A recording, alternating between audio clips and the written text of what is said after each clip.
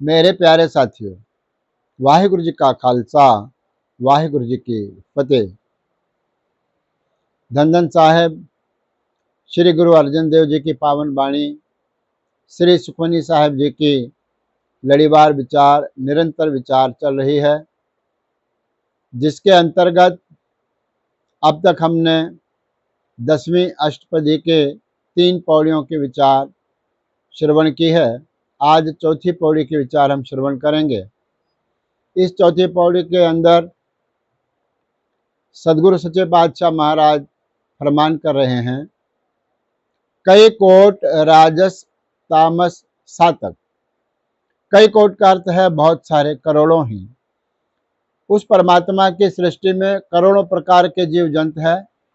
उनमें से कई करोड़ राजस है। राजस का अर्थ है रजोगुणी है। कई करोड़ जो है सो तामस है। तामस का अर्थ है वो तमोगुणी है। और कई सातक है। सातक का अर्थ है वो सतोगुणी है। रजोगुण, तमोगुण और सतोगुण माया के यह 3 रूप है। और इन 3 अवस्थाओं से जो ऊपर चला जाता है वह परमात्मा को पा लेता है, जो त्रिगुणातीत हो जाता है। फिर कहते हैं, कई कोट वेद पुराण सिमरत अर शास्त्र। कई करोड़ ऐसे लोग हैं जो वेदों का अध्ययन करते हैं, पुराणों का अध्ययन करते हैं, सिमरत और शास्त्रों का अध्ययन करते हैं। इन अलग अलग प्रकार के धर्म ग्रंथों का अध्ययन करने वाले भी करोड़ों हैं। फिर कहते हैं, कई कोट किए रत्न समुद्र। कई करोड़ ही ऐसे समुद्र परमात्मा ने बना दिए हैं जिनमें करोड़ों ही रतन समाये हुए हैं।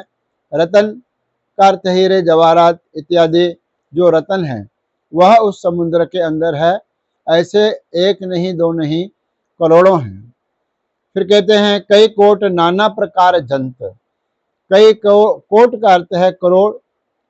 कितने ही करोड़ ऐसे हैं जो नाना प्रकार, नाना का अर्थ है अलग अलग प्रकार से, विभिन्न प्रकार से उन जंतुओं को परमात्मा ने, जीवों को परमात्मा ने पैदा किया है। फिर कहते हैं, कई कोट किए चिरजीवे।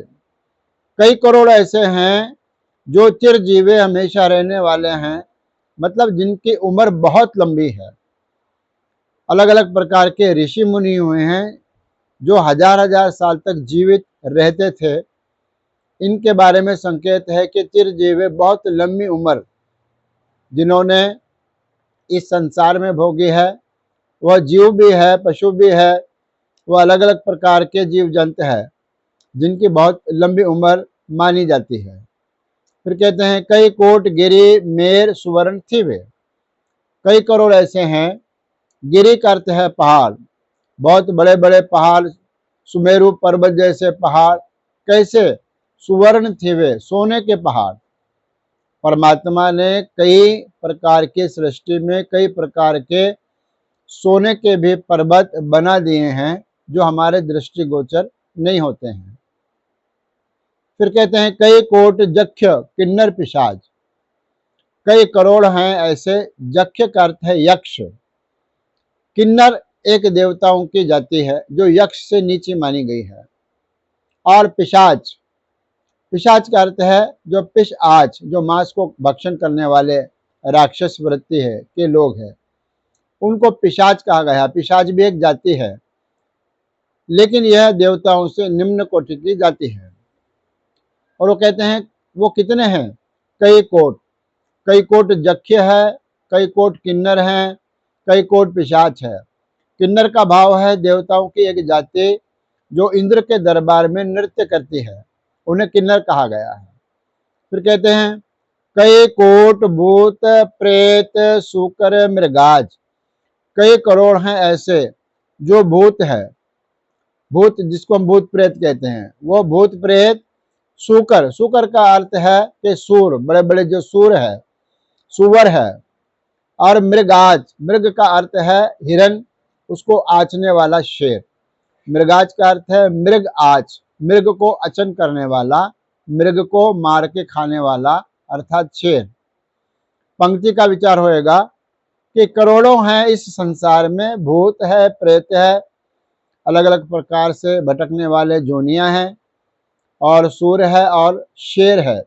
इस प्रकार से आगे कहते हैं, सब ते नेरे सब हूते दूर, लेकिन परमात्मा का स्वरूप क्या है? वह सबसे नेरे, नेरे का अर्थ है सबसे नजदीक है। परमात्मा की ओर से परमात्मा हमारे बहुत नजदीक है, जीव के ओर से, हमारी ओर से सब होते दूर, वह हमसे बहुत दूर है, अर्थात निर्लेप है, हम में समाया हुआ है लेकिन हमसे निर्लेप है। फिर कहते हैं, नानक आप अलिप्त रहा भरपूर। गुरु नानक देव जी महाराज के नाम की मोहर ला करके पंचम पातशाह महाराज कथन करते हैं कि आप अलिप्त, आप परमात्मा जो है वो अलिप्त है। अलिप्त का भाव वो कहीं पर लिपायमान नहीं है, वो सब में है पर सबसे अलिप्त है। रहा भरपूर, रहा भरपूर का अर्थ है सबके अंदर भरपूर है, विद्यमान है, उपस्थित है, लेकिन हमें नजर नहीं आता क्योंकि वो अलिप्त है। वो अलिप्त भी है और वह सब में समाया हुआ भी है। ऐसी प्यारी विचार चौथी पौड़ी के अंदर गुरुदेव महाराज जी ने बख्शिश की है। आगे पांचवी पौड़ी के अंदर गुरु महाराज क्या हमें विचार बख्शिश करते हैं, उसके विचार हम परसों करेंगे। आज इतना ही, धन्यवाद।